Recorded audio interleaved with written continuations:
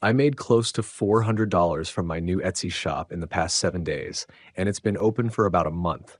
I spent $81 on ads in the past week. If we zoom out to the past 30 days, you'll see that I spent more, but I reduced it by doing something I'll explain. At the end, I'll also show the back end of my advertising for my top 1% shop, so stay tuned. The first thing I did with my Etsy ads to reduce costs was look at my visit to favorite ratio. When you're advertising, you're trying to help people. So you need to have the mindset that you want to help them. Think of it like when you're in an office and you ask, "Hey guys, can I have everybody's attention?" Advertising does the same thing where you're essentially saying, "I want everybody's attention and I'm willing to put my money on it to tell them something important."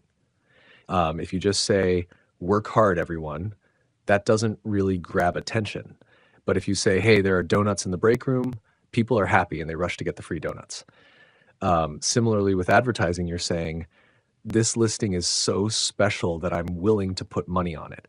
However, if you're advertising something that's the same as everyone else's, it's harder to make that money back. So you want to help people. How do you figure out if your listing is doing that? By looking at the visit to favorite ratio. This ratio shows that people who came to your listing were so glad they found it that they took action and favorited it. If you're interested in making money online, I highly recommend subscribing to this channel. I release videos every week, each showcasing different money-making methods for online income. If you're not subscribed, you might miss out on a video tomorrow or next week that could have been a game changer for you.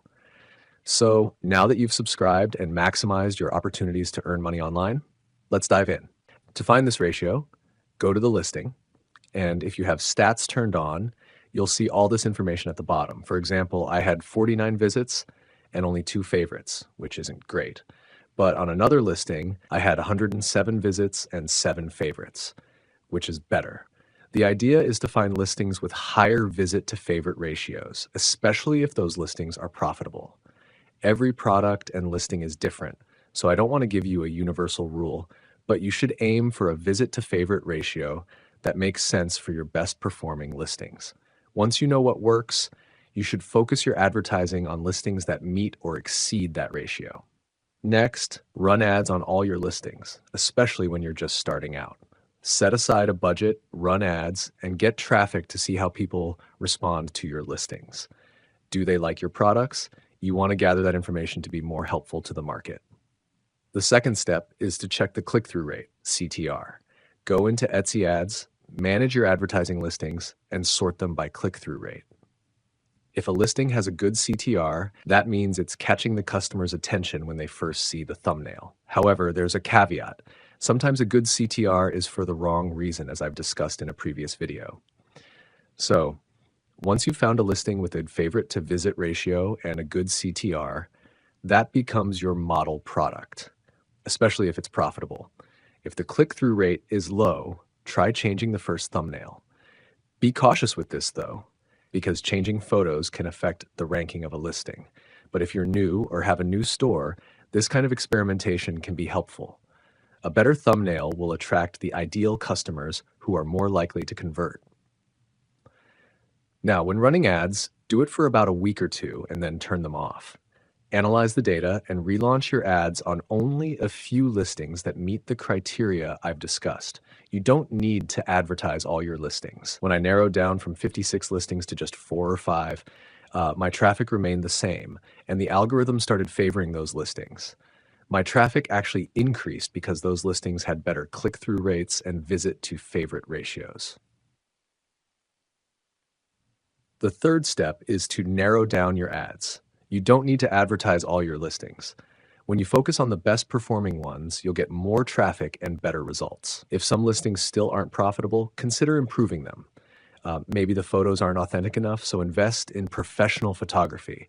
If after that they're still not performing, move on to another product. For example, I started with ornaments, but after trying new things, another product ended up doing really well. Don't get stuck on one product. Keep experimenting because the market decides what sells, not you. Now, let's take a look at my top-selling shop for the past 23 days. Here's my revenue from ads, about $10,000 from a $4,000 ad spend. My total sales were around 30,000, so a great return on investment. On the 16th, I applied these strategies and reduced my ad spend from 80 listings to about 30. My traffic didn't drop, it actually increased. Narrowing down on the best performing listings made a big difference. Remember, the goal is to help customers, not just rank higher. When you align with Etsy's algorithm and focus on helping your audience, you'll see better results. And don't forget to subscribe because in the coming weeks, I'll be posting more about this. I'll try to be as transparent about it as possible, and I'll be showing you everything that I'm doing in hopes to create a successful business. That's all for me today, though. Thanks for watching, guys, and I'll see you in the next one.